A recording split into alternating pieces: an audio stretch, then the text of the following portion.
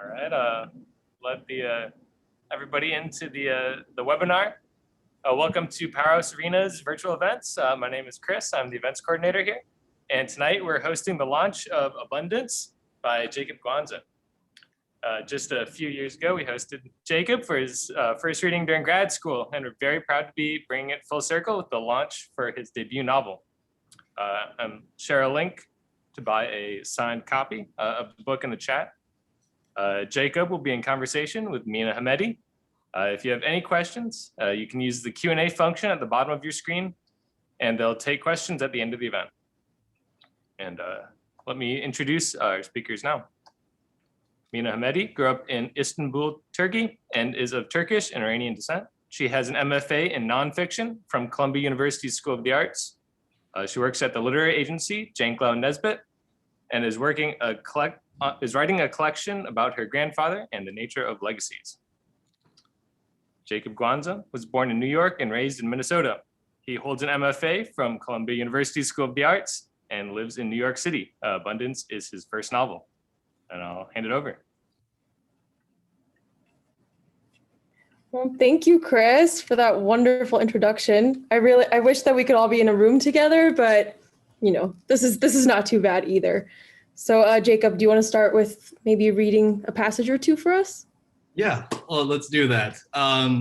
Thank you, Chris. Thank you, Mina, and thank you everybody for tuning in today. This is pretty wild. So I'm excited to be here, and I'm going to do two separate passages here just to mix things up and make it a little brief. So that, you know, everybody who's tuned in probably has heard that it's a pretty heavy book, and but this is a happy day, so I wanted to pick a little something a little bit perkier to read on this occasion. And so this is from chapter 100. Just going to read the first couple pages of it. And Henry is 16 years old, and he's got a date.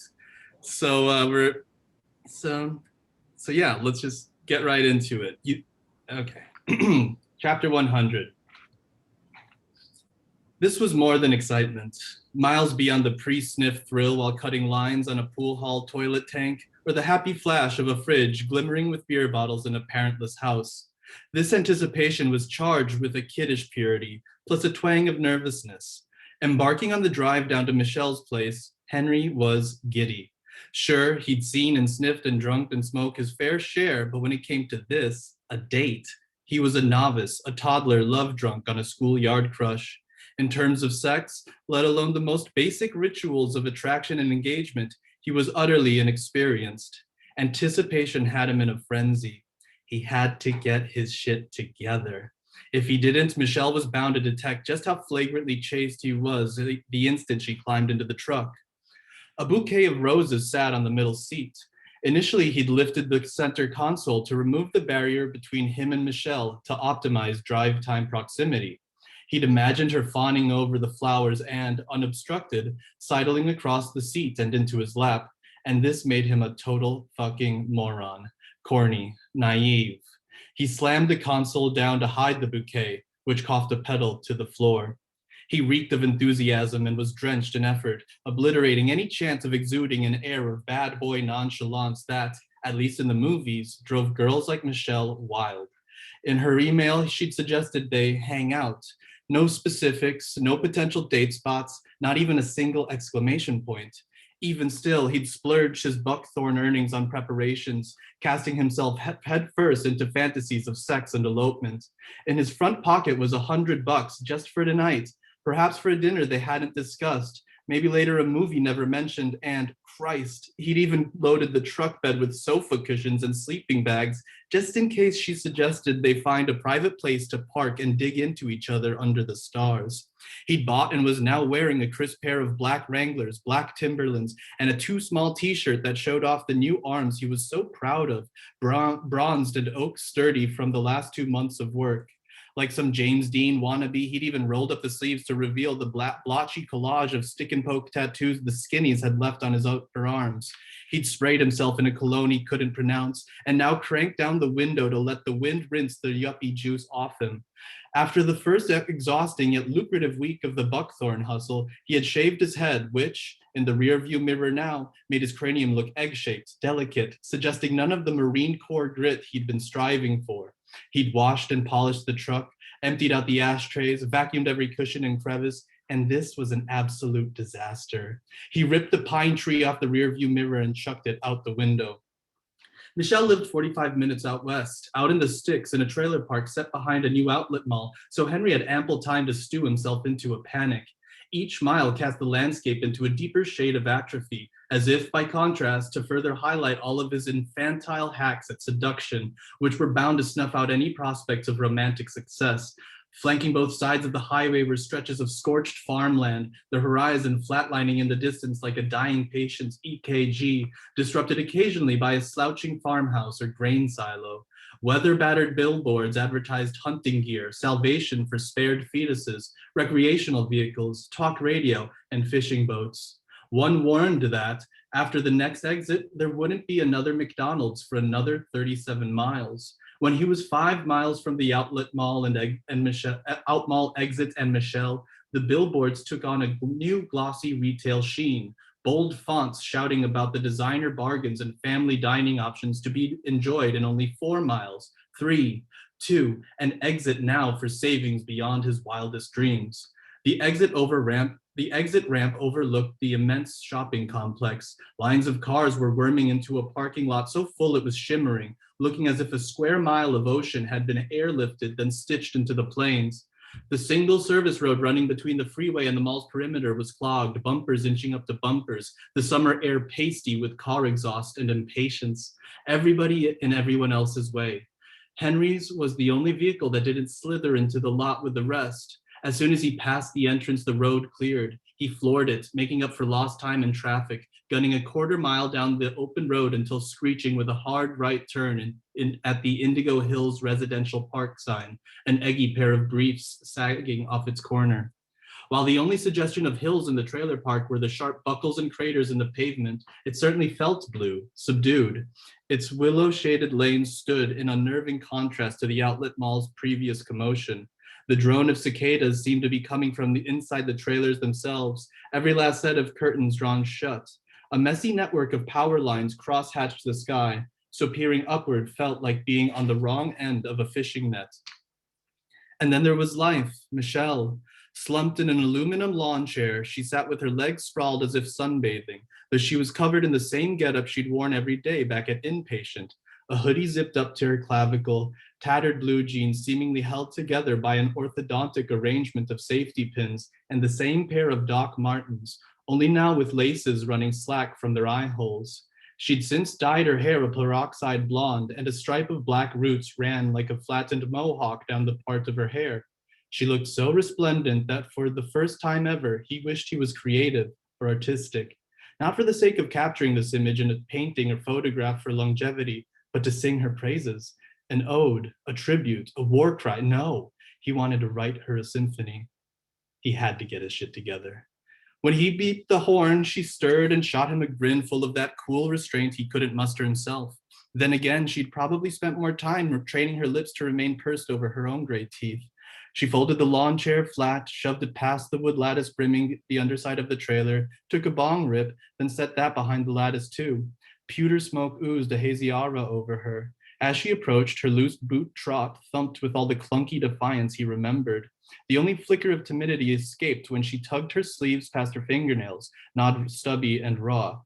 As soon as the passenger shut behind her, he was slapped by her tart scent, now laced with weed. The sleeves drooping past her wrists reminded him of a praying mantis. In the bathroom mirror, he had practiced saying, hey, aloof and unmoved, for a solid 15 minutes. But now his throat was a knot. And so she spoke first. The fuck happened to you? Huh? She rubbed his head, kamikaze boy. And that was when things went fuzzy, melty, even before they'd started drinking. And then they go on on the day. It's like, was that 5 minutes, do you think? Do I have time, another 5, Nina? You That, okay. Go ahead. Nope. I hope that people enjoyed that. It's so weird reading and yourself. I'm reading to myself. I'm having fun. I hope you guys are too. Okay, so here's the next one. I'm going to just dive into the middle of a chapter. This is from the 24-hour, the present track of the novel, where the following day, Henry has a job interview, right? And so he has splurged on a motel room for the evening, but has had a little trouble with paying for it, right? He didn't have a credit card for a deposit, and so he kind of got a little ripped off. This person took advantage of him. So he's coming out of the office after getting a raw deal. He's a bit upset. So as Henry smacks past the office door, the bell gives a Christmas jingle, as out of place as mistletoe at a wake. Outside, dusk has been sheeted under a cloudy, starless sky, leaving below it a darkness that amplifies sounds, tunes them crisper. The gravel croaking beneath his footfalls, a lone cricket chirping beyond the tree line, a click. A second click hardens into a tapping, and then a knock, knock, knock. A stranger's voice says, "Hey, kid." A slender man stands hunched at the driver's window of Henry's truck, peering inside. It happens fast, too fast to distinguish wrath from panic. The next thing he knows, he's got the slender man's shirt front balled in both fists and rams him into the side panel. He screams at the shadow of a face he can't see but can certainly smell. Menthols, ammonia, scalp. Whoa, easy now, buddy. The fuck you think you're doing, Henry yells. The man opens his hands to show Henry he's unarmed, as if that were the problem. Henry yanks and slams the man against the truck again, peeks into the driver's side window. Junior is inside, safe, hugging his knees to his chest, forehead buried in his forearms. Even though he's half blind with rage, Henry's thoughts flicker back to that horrible November evening. His old friend Lucius and the fire axe, the crayons and subtraction homework, Michelle's monosyllabic jibe and red clown's smirk. Henry can't let the boy see him get like that, not again. But this needs settling. Henry jerks the slender man away from his son and into the dim glow cast by a pair of curbside vending machines. The stranger's comb-over sprouts too close to his brow, giving him a shrunken, overcooked look. His shirt is silk and 2 sizes too big. Between Henry's fists, hanging from a golden chain, is a gem-encrusted pendant in the shape of an AK-47. When the man tries to grin, it looks as if it hurts, his lower lip jiggering like a hooked fish. My dog just come up sniffing, and then I seen the kid. Just checking if the little guy were okay, feel me? You watch the news? Junkie bitches be leaving their kids a roast on the daily. Slowly, firmly, Henry releases the man. He pivots, setting himself between the stranger and the truck.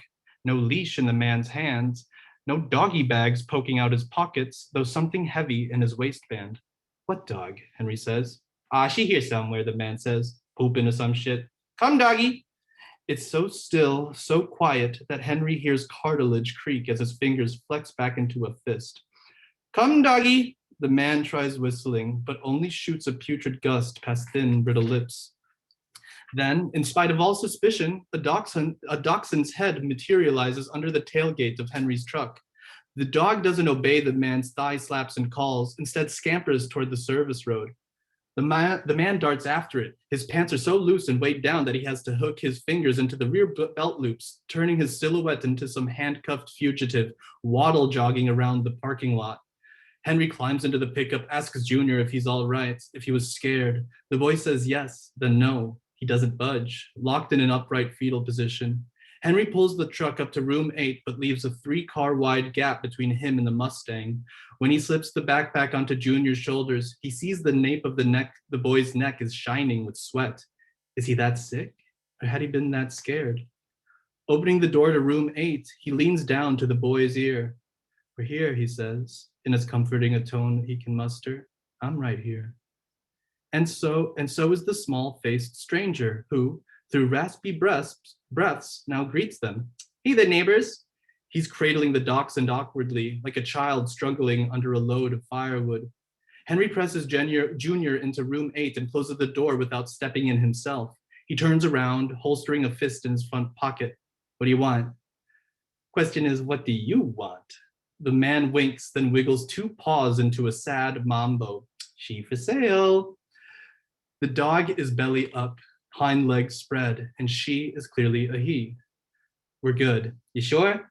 Purebred and housebroken, a steal for an even Benny. Henry crosses his arms. He refuses to go in with Junior until this sleazy dog monger has shut himself into room 9 for the night. I said we're good. How's about 80? No. 50? No. 20? Henry says goodnight, but makes no movement toward door 8. The dogmonger's mouth stretches to share a clenched tooth smile, a canine capped in gold. Fair enough. In case you change your mind, you know where to find me. The door to room 9 opens and unleashes a surge of sound, a TV on full blast, pounding through a breaking news soundbite, sliced with woofs and whinnies. The dogmonger has to kick his way past 3 wet snouts to shut the door behind him. Before entering room 8, Henry doubles back to the truck for his duffel bag, holding a Goodwill suit that had cost more to dry clean than purchase. In it, he tosses Junior's present, wrapped in coarse brown paper, one seam sealed by a row of yellow smiley face stickers. So, yeah, there you go. I hope that wasn't too long, guys. Oh, that was awesome. And I'm so glad you picked a passage with the dogmonger, because as you know, he's one of my favorites.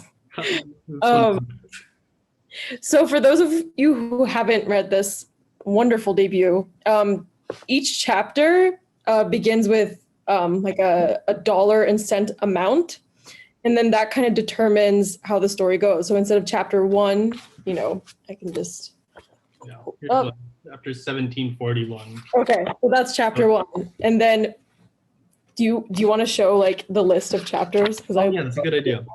So this is sort of in lieu of a table of contents. This is how we get from beginning to finish, right? So yeah, my question for you, Jacob. So what came first, like the structure or the story? Yeah, it was definitely the structure. I kind of like setting little challenges for myself, and that can often, it's easier to set up on a structural level than actually having an idea for a story. And I've always been very interested in notions of class, having studied sociology, and also, just living in New York, being the city that it is, being hyper mindful and almost inundated by the disparities of wealth in this city. It's certainly overwhelming, and so organizing a novel by how much cash somebody had in their pocket and in very dire circumstances seemed like an urgent and relevant story that ought to be told, because having that kind of structural conceit really shoves it in the reader's face, essentially, to show how financial hardship and poverty in this novel, I mean, we can all, this is the kind of circumstances that we see here is what somebody who's living paycheck to paycheck is going to be experienced as well. The kind of budgeting and calculations that weigh down on a person on a regular basis. But with an example as, like I said, as dire as Henry's, it's you can't escape how much the amount of money in his pocket really dictates his fate. He's beholden to the money in his pocket, and with that amount of money, his options narrow, and thereby his own agency as an individual. So I think it was definitely the structure, and I originally conceived it as a day in the life kind of piece, which the 24-hour narrative arc is and remains. But when I decided to really run with it as a novel, that kind of structure, because a reader would have the awareness of how much he's got in his front pocket, a sudden jump or loss in the title itself, the chapter title itself, would really kind of cue to an attentive reader, like, hey, how did this happen? Where did that money go? So I thought that was really interesting, and it also allowed for that second narrative arc to unfold in tandem with the 24-hour track, but also inform the reader as to how Henry had gotten into this situation of living out of his pickup truck in this 24-hour day. and we can really show through these flashback chapters what decisions he had made, but also what kind of systemic forces were shoving him in this way throughout his youth. So yeah, that's that. Thank you. Yeah, we obviously can't talk about systemic forces without talking about the setting here. And there's one passage that I kind of want to read that first made me kind of realize like the setting is, it's as character, yes, but it's also personally for me, like I didn't grow up here, but it was a scene that I instantly recognized, and with it comes all these different concepts and all these different meanings and or lack thereof. So the passage I'm thinking of is page 16. Then the strip malls and warehouses vanish into an empty swath of grass that's neither lawn nor pasture before extending into a Walmart parking lot. At the end, farthest from the store's entrance, a mobile shanty town assembles itself for the evening. The village centerpiece is a Winnebago. Scattered around it are vans and pickups rigged with makeshift campers of plywood and corrugated metal. A silhouette hefts a charcoal grill out of a sedan's trunk. Other than that, no sign of life. All those vagabond shadows are easy enough to forget. Tell me a bit about the setting and growing up, in the Midwest. Yeah, and like I said, I mean, that's actually a great kind of segue because, the idea to write the novel that's really centered on on money absolutely came because of a response to living in New York. However, I am by no means, even after 5-6 years here, a New Yorker. I don't get this city. It's incredible, but I'm just like, so I was not comfortable with setting the story idea that was kind of brewing upon in New York, despite its kind of genesis here. And so naturally, I went back to my memories and experience back in growing up in Minnesota for both the landscape and the cast of characters that I wanted to, insert into this framework. Right, it was just territory that I felt very familiar with, and so, starting with that particular passage, I think it's really interesting because it sort of foregrounds a later scene, a really important scene that takes place in a Walmart. And this is, that particular paragraph describes a common phenomena. I don't know how many out there are aware, but Walmart has also generously allowed for these makeshift villages to, use their plug-in for the night and park for the night without, calling in the cops for trespassing, right? So they've become these within like in like suburban towns and smaller rural towns have become a safe haven for the displaced, and it's, you can unpack that for yourself. There's a lot there, but I really wanted to have that present because in this landscape, because it's also something, they're always tucked along highways, and so there's so much anguish happening in these sites. There's so, these are human beings that have been relegated to living in a Walmart parking lot and being told to be grateful for this, right? And yet we drive by on the highway and, oh my gosh, that's interesting, that's sad, and then continue, right? And so that component, I'm really glad you pointed that one out. As for, set the Midwest, I felt comfortable drawing from my experiences having worked on a landscaping crew for, that was 7 years, all through college and high school. I was doing really grueling manual labor and working alongside guys that, didn't have the same opportunities that I would later in life. I wasn't having, and also working with these guys, especially through high school, it's kind of second guessing the idea of going to college in the first place. I was like, I'm making good money. These guys turned out all right. They're having fun. I can read the books I want to, but I'm not, why would I go into debt for an education? It seemed preposterous at the time. And so the kind of characters that we see populating the landscape of abundance are a lot of the guys that I grew up with, and our paths have diverged, certainly, but I mean, my friend Jake, I wonder if he's watching. Drake, I love you. I mean, a lot, and Justin too. I mean, these guys, they're still my brothers, despite how, our paths have really diverged. So yeah, I think I can leave it at that. I'm rambling, I'm sorry. No, not at all. Don't apologize. This is your launch, Jacob. We're all here.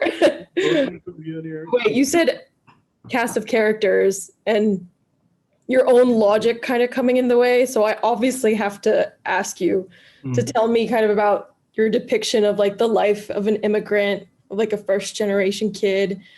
And, there's some pretty tough lines in there about the father as original motherfucker and how kind of like on page 21, a self-medicating, self-sorry brat, like the way even like Henry's subconscious is just constantly down on him. It's like he doesn't need the money weighing down, he's already weighing down. Yeah, I think there's especially the first gen American experience, there's this real tug of war that you have coming of age in the States when your parents are immigrants, because the kind of conventional teenage angst and disdain that so commonly exhibited among American kids toward their parents, like, oh, my dad's a jerk, and like, sure, he probably is, they're trying, but it's hard being a teenager, and in the States there's that kind of openness of about expressing some sort of discontent about your parents, but that gets a little bit more complicated with the first gen experience, because sure, your parents might be hard on you, and yeah, I mean, they're parents. What did they know? They're just doing the best they can, but you take it so personally as a 12-year-old, 16-year-old, whatever you are. And but it takes a real dunce kind of kid to not recognize or be aware of the immense sacrifices that your parents as immigrants have made to provide you with a life of opportunities that they never had.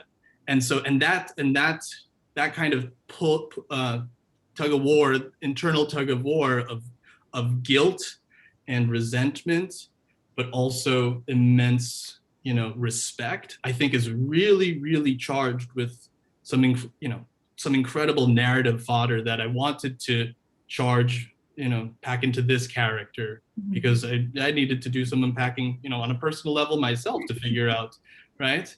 And so, yeah, I'm glad you brought that up. It's a really interesting point. Well, I mean, in the novel, you write, Papa leaves a note in Henry's new truck, and on it are 3 words, much more unexpected and devastating than I love you. And we don't find out what those words are till later, and I won't reveal it, but it got me just questioning, like, how does love interplay in the stories of children of immigrants? And do you feel that sometimes like other things overshadow love, be it pride or like even, I mean, like Henry self-regulates as a character, like not just with budgeting, but even with like how much emotion or anger he shows Junior. And then in his relationship with Michelle, like at what point is like the point of no return for him, or what he's willing to put up with? So yeah, could you speak to that a bit?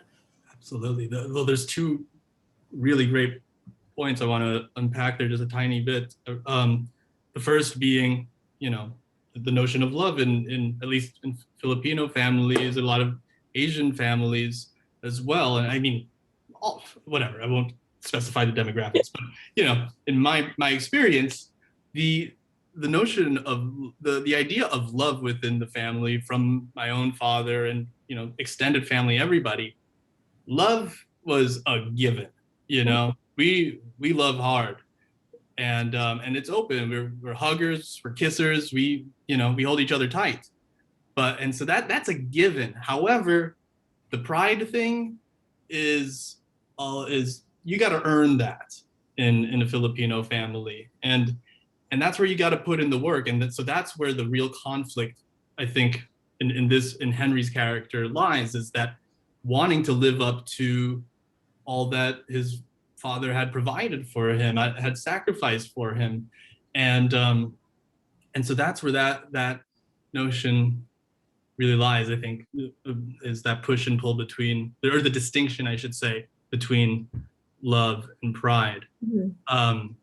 As for the second point, I think what you said about self-regulating and budgeting, I think is a really interesting read on it, because that was definitely something I wanted to incorporate into Henry's character, alongside the very numerical kind of budgeting and calculations that go into the money that dictates his life, but also how he internalizes that way of processing his own decisions, his self-evaluations. Like you really see that back and forth, the way he kind of arrives to a decision, a really important decision. You'll see a lot of these passages that have that kind of weighing of options, the cost benefit analysis that also dictates how he's,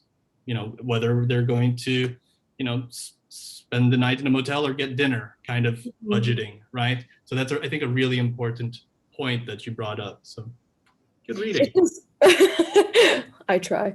I just find it fascinating that, like, with those two parallel timelines, like in the flashbacks, like, you see Henry as like a little kid and like fucking up and all this stuff, but then like adult Henry has such conviction that you can't help but wonder, like, where did that come from? And it's very clear, like, it came from the dad, and right now it's coming from like the fact that he has a son now too. We touched briefly on kind of like your experience, but I wanted to say, like, my favorite part usually about writing is the research, if it's not too sad. And in this book, like, you write about, addiction and making drugs and kind of eviction and all these things. How far do you think like research can actually go in writing about something that maybe we haven't experienced firsthand? And I think that also leads to, like, what stories are we allowed to tell, and is it about intention more so than anything else? Loaded question that or not loaded, but like one that I'm still trying to figure out myself, because I certainly didn't grow up with a silver spoon in my mouth by any means, but I still am very conscious of my own position of privilege, just having grown up in a middle class life. But I mean, we had struggles, financially, quite frankly, and growing up. And I've certainly been in that position where, things are tight and you feel that. And in New York, especially. Yeah, no kidding, and like just knowing that digit in your bank account, and like can't overdraft, but the fact of the matter is that I like that my privileged position isn't a story that I felt needed being told, like and so I wanted to, with the kind of privileged position that I have, elevate a voice that isn't getting the kind of publicity or voice that I have this ability to do, this immense, it's a gift. And I'm still coming to terms with where I am in my life, having just gone up and down so much throughout my 20s. And before that too, Jesus. This is a story I kind of want, a little anecdote that I want you to share with the audience about one of the calculations that you would make while in grad school. Oh yeah. That you and I talked about. Yeah, we talked about that. It came up in the Baham interview that's coming out tomorrow, everybody. But things were tight in grad school, and even though a nickel was not going to make or break me at that point, I mean, I was still just pinching dollars and assessing every single purchase I made, and the bare essentials, just like coffee, eggs, and bananas were my diet all through grad school until my and so there are two fruit guys on Broadway where I live. The one 2 blocks south of me, he sells bananas for $4 or 4 bananas for $1, as opposed to the guy another 12 blocks south is 5 whole bananas for $1. And and I would make that walk because it just didn't seem right to me. And I was just like, no, I gotta, be disciplined. And so those kinds of things, I think those kinds of experiences really informed it, informed the book itself. As for, writing stories, that like what kind of research might validate the, what could be called appropriation, right? Mm-hmm. That's problematic these days, right? It's a slippery slope. But I think the most important part of that is the earnestness of the storytelling, and it's really clear when you're using a character as a prop, when they're not imbued with a sense of humanity and complexity that any other character might have had if it was written with a real sense of earnestness and honesty and care. And so I don't think that necessarily is a green light for everybody to say, well, I can write about that experience because I'm going to do so earnestly. Maybe not, but if you really, if you're considering that as a writer, anybody out there, don't shy away from it, but do your homework and really question your own motives behind, writing a character who doesn't necessarily share your own backgrounds. Because I mean, let's face it, it'd be really damn boring if all writers only wrote about themselves. Like, what if we just sit in rooms and put squiggles on paper? Like that's not that interesting. So like, we want to tell stories, and stories that matter. If you're so like, find them and find those stories and do them justice, is what I think. I think we also can't ignore that, like, some of the things that you write about Henry are things that he's kind of figuring out for the first time too. So in a sense, like, you're there with him, Mm-hmm. He's learning as you're learning. Maybe you both Googled the same things, We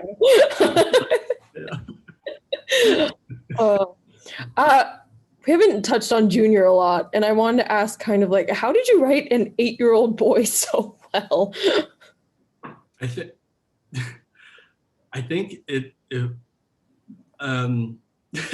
just a fascination and fear of children, because they're so damn smart, but you can't figure them out at the same time. They really bewilder me, and I also knew that this particular story needed a child. I mean, Henry has made his mistakes in life, though I don't think he deserves the kind of dearth that he is enduring in this novel. But from like the neoliberal standpoint, you could say, oh well, he's on his own. He made his, he did drugs and whatever. Like, that kind of attitude is pretty damn common, and it hurts me. But people say that stuff all the time, and But a child, you can't say the same thing about a child, And there's, like, I mean, busting out a stat here, but like 1 in 6 children in this country live in poverty. That's insane. That's unacceptable. And a child needed to be at the forefront of this story for me to just kind of say, you know what? This isn't his fault. Okay. You don't tell me that. And so that was really important to me. And so, as far as, I mean, I don't have children, and so my best friend Sarah does, and I'm sorry, I shouldn't even, Sarah, I won't say her last name or anything, but, and she's a wonderful mother, but also a very complex person, and she has a child who was about 7 or 8 who, really smart kid and just wildly sensitive, and that awareness of within a child just staggered me, and something I really wanted to harness and lend to this book, because and so I just paid very close attention into my interactions whenever I would pop by and hang out, and of course drew on my own childhood memories too, and friends' stories and that kind of stuff. But really, just being really observant to how kids observe and process the world, I think is really fascinating. And yeah, It is. They absorb more than we give them credit for. yeah, And sometimes pay for it. yeah. So I'm gonna ask one last question, then we can go with the Q&A, because I see some numbers popping up. But cool. so, obviously this novel is tackling a lot of things. And so my question is, kind of in the act of writing, you're enacting these social issues that some of us only read about and haven't experienced. And we can read the statistics on the news, or see like little pieces about it, but kind of like, what does fiction offer that straightforward journalism cannot? That seeing those numbers doesn't affect us, but maybe reading a book does. For sure. Yeah, I think it's a really great question, because it's one that, when I make the argument that fiction really does have a meaningful social utility, like it kind of helps me come to terms with the fact that I've chosen to pursue a career in writing, which can feel so frivolous and indulgent to somebody who's just, new at a younger age. It's like, I gotta work to support myself, and it helps me come to terms with this life choice. But I mean, the more that I do think about it, fiction really does have value, as depending on the stories that are being shared with the world, and because it's unique in two really important facts, especially not necessarily with journalism in the same. I want to focus just on narrative, right? I mean, we could look at films. I mean, I think I'm a huge film buff too, and there's been a real great movement in the last couple of years of films showing low-income characters and lifestyles. Like, I mean, Moonshine, the Florida Project, just blew me away. And but what those can't do that fiction can is like just bore a hole into the skull of that character and give another human being access to the kind of the rhetoric that we all rely on to communicate with other people, right?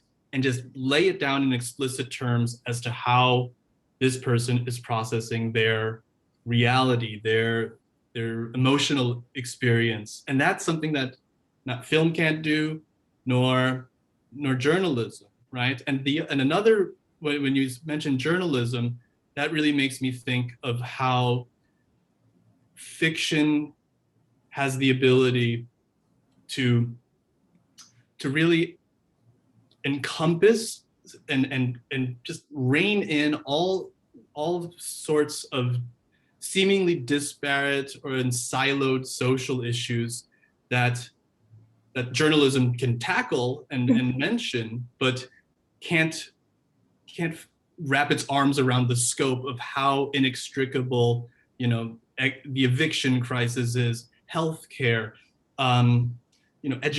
education, all of these things that we're like, oh man, this is a problem, right? Well, fiction has the ability to really explore the interplay between them two through a familiar aperture, being that of a single human being, right? And so I think that's really valuable and unique to fiction. So that's Empathy. Empathy. I could have just said empathy. Wow, that would have been so much easier. Thank you. Sorry. No, thank you. I'm gonna switch over to the Q&As, and I'll go in order, and bear with me because I haven't clicked on these ever. Okay. So Naomi asks, what influences your writing more severely, the experience of life or the experience of literature? Ooh. Life, for sure. I mean, Same. I'm a voracious reader, but I feel, especially after having studied writing and gone down this path, I get so much more when reading. I get so much more caught up in analyzing the craft of what another writer is doing to toy with me as the reader, right? And so I get kind of distracted from the narratives these days. So the kind of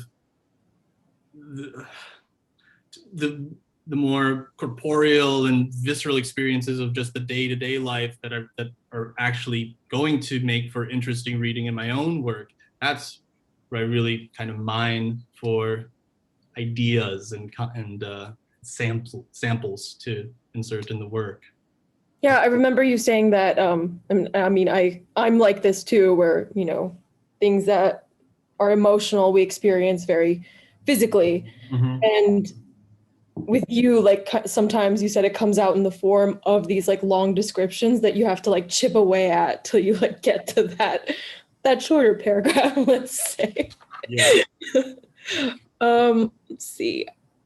Ooh, from Lissa, how has your relationship to this novel evolved over time, from conception into now its publication? Happy book birthday. Oh, thank you.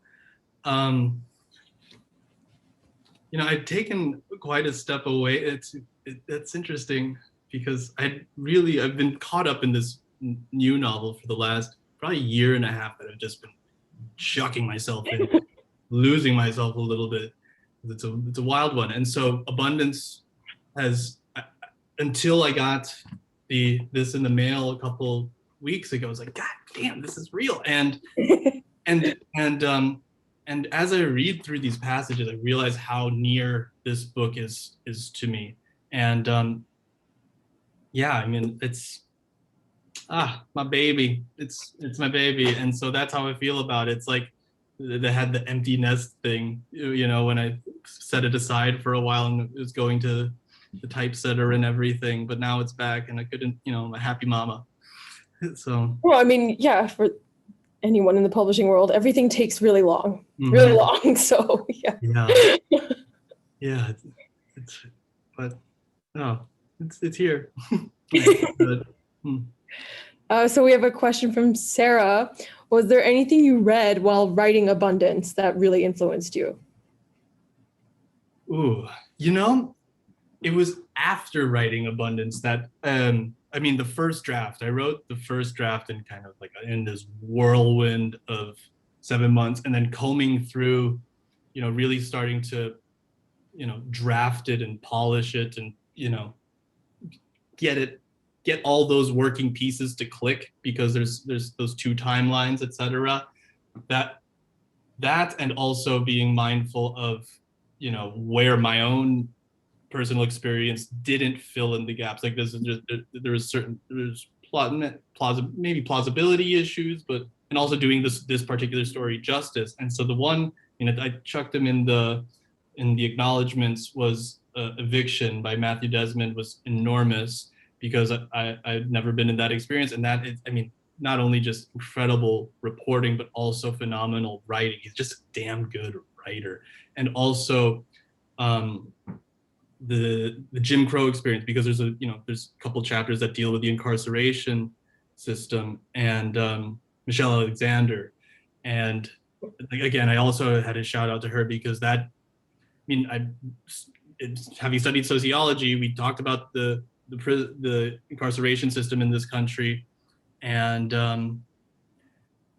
that really just digs into how exploitative and of a system it is at its core. It didn't just like from its birth. It has just been a system of enslavement and so, and that is something that, I mean, it informed my fire for writing about that experience with doing that experience justice, but not, I mean, I couldn't insert or shim in all of the details that I had learned from those kind of books. But those are the two that really just blew my mind and helped, make the story that much richer. This is also related to that question. Robert asks, which sociological texts impacted you most when it comes to inequality and poverty? Ooh, I mean, go back to, oof. It all goes down to back to Marx, man. Like, I mean, I read Marx as a 19-year-old, and my head has been spinning ever since. More recently, I've been reading a lot of Marcuse recently, and so he's a neo-Marxist thinker that. But again, that's not relevant to this book. I'm sorry. I'm trying to think of what else went into this one. I'll admit that there wasn't a lot of theory that I was reading alongside Abundance, which is very different to the project I'm working on at this point, because I was really this is a story about the immediate, the tangible, what you can smell right under your nose kind of experience of scarcity, right? And so I'll admit that I can't cite any theorists that had informed Abundance, but we can chit chat about that kind of stuff for the next book. So this is from Steve. Your writing has such rhythm and musicality on the page. How did you develop and refine that sensibility? Was it always there, or was it something you worked on in revision? Revision. I mean, that. Thank you, first of all, Steve. Wow, that's very flattering. Blushing here. Jesus, but that's something that I've always been. I get swept away by the musicality of language. That's something that, and it's actually something that I have. If anything, I've got to control a little bit more. I think that is my big, I have this tendency of in my first drafts of just like, woo, and really paying it, thinking about the sound and rhythm of words, but not necessarily their, ultimate connotation, right? And so sometimes I'll be like that, like that sounds so pretty, but that doesn't make sense, using a word incorrectly just because it sounds good. And I'll found myself doing that in the first draft so embarrassingly with an embarrassing degree of frequency. So, but that's something that started as a young writer, and I'm still trying to, exert a little bit more discipline in terms of making that kind of that propensity for, rhythm, etc., for sound to, actually serve the narrative as opposed to just being, some stylistic hijinks, right? But yeah, thank you so much. That's very sweet. So this is related to that. Ellie asks, have your years performing the physical labor of landscaping work influenced your work ethic in writing? And as your friend, I can say we tend to not see Jacob because he's usually writing.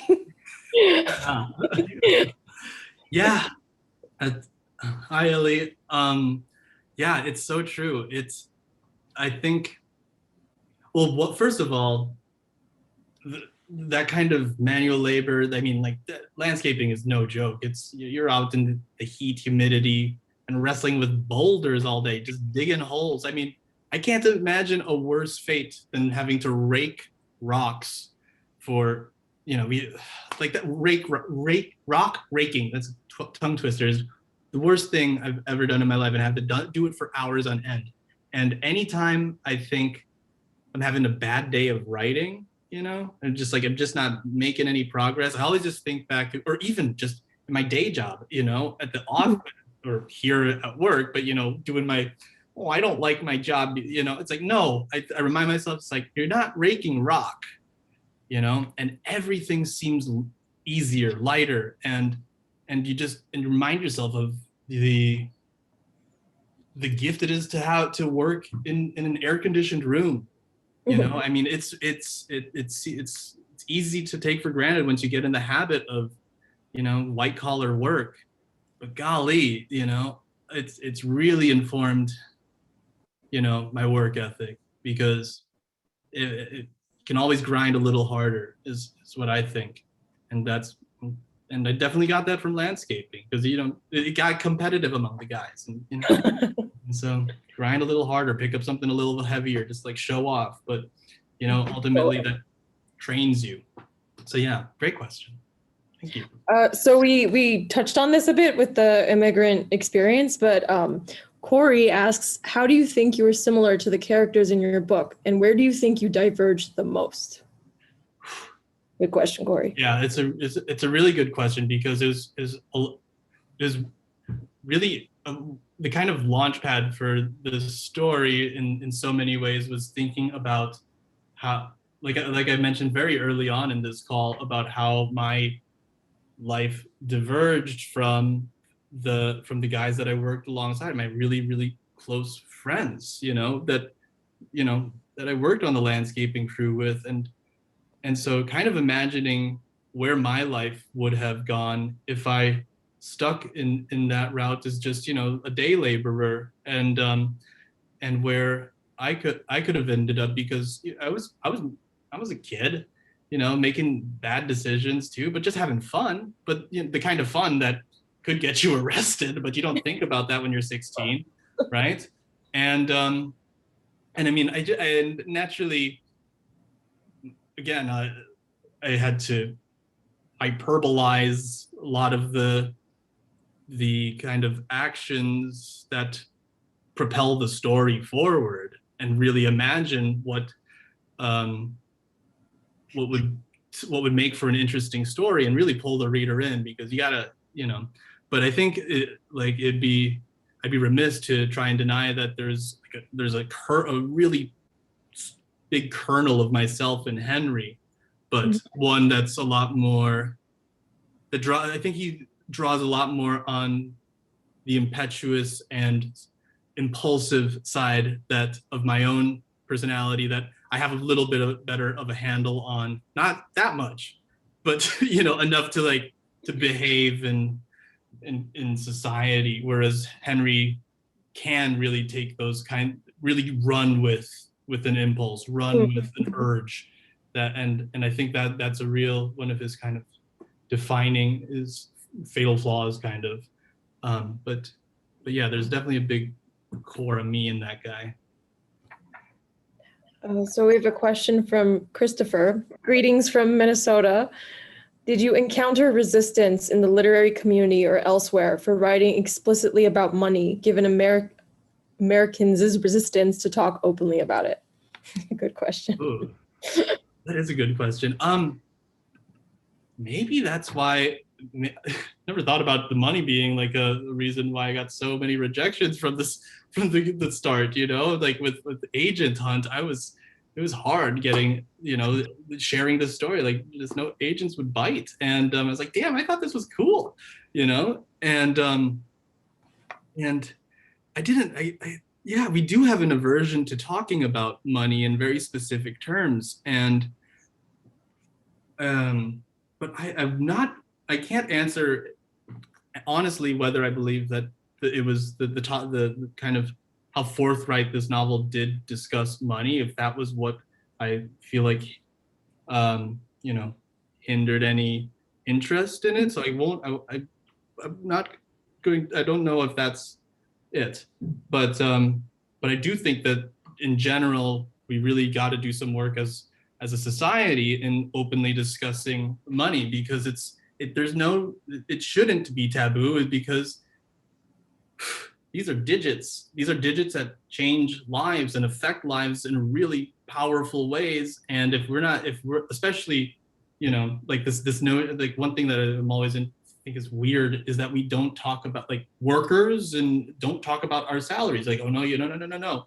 And like, that's such an obvious ploy for the work that works in your employer's benefit. It's like, no, just, yeah, we're on the same level here, but dude, like, tell me how much you earn so we can make sure, we're all on the same page. Like, that's in their benefit to make that secrecy. And so it's like, no, aim that anger upward, like that's.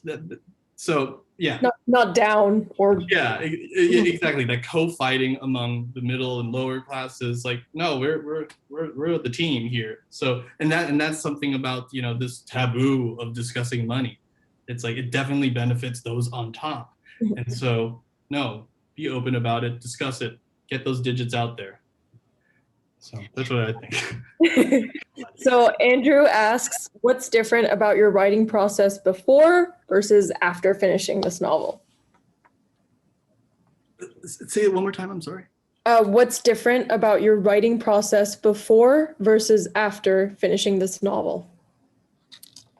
I think my editing process has gotten a lot. My writing process is just charged, right? And that's something I don't want to change too much because it just helps me get words on the page. It's the editing process. Thank you, Steve, to really paying that close attention to what words I'm using, right? With, again, getting carried away with the cadence and sounds of things and, running a little too far, but really honing in on the sentence level is something that, I've improved. I can say that with, proudly, but also have tons of room for improvement, just because my initial instinct is to just run with things. So I think it's the editing and just the attentiveness to sentences that has really changed from before and after this novel. Thank you, Steve, my wonderful editor at Greywood. I think our last question is going to be from Roma. As you wrote, how much did you consider the book's eventual audience? What kind of readers do you hope Abundance reaches? Yeah, that's one question that I think for me personally, I can't think about the reader in the writing process. Like when I'm in the midst in that writing process, in that zone, I think it really behooves a writer to be constantly imagining the audience, because one of the best pieces of advice I ever got from a writing teacher was just to bear in mind that you are your first reader, and so and that really kind of took the burden off of like being of that voice that stops you from actually just putting something on the page, right? And so now that it's at this point, I mean, let's face it, the reading public is middle class on up. You got to be in a fairly comfortable position to sit down with a book, right? I mean, it's a lot. It demands so much more cognitive effort than just popping on the tube and kicking back, right? There's that passive. It's a distinction between a passive and active activity, and so we're things are going all right in life if you're cracking open a book. So I really hope that that the readers, the audience that this reaches, are people that are first of all interested in picking up a book about this kind of subject matter, but the audience that's going to feel a little bit motivated and be willing to kind of reflect on their own not only privilege and status, but also be mindful of what kind of steps they can take to, whether it's modulate or change their behavior in some other even more radical way, or get involved in a community. I think that those are the readers I'm hoping to reach, because we're all in this kind of this is our country, and every one of us has to struggle, especially for give voices to the ones that are too busy trying to just get to tomorrow, right? So that's what I think. Thank you, Jacob. Thank you, Mina. To remind everyone, if you check the chat, you can buy a signed copy of Abundance. And there we have Chris to help me not make a fool of myself in ending this. Yeah, don't forget to buy the book. Thank you so much to Jacob and Mina and everyone who asked questions. If you missed any of the event, we'll have it on YouTube. And their conversation in BOM is coming soon. Is that correct? Tomorrow, I think. Yeah, tomorrow. All right. Thank you so much. Thank you, everyone. Thank you, everybody. All right. Bye.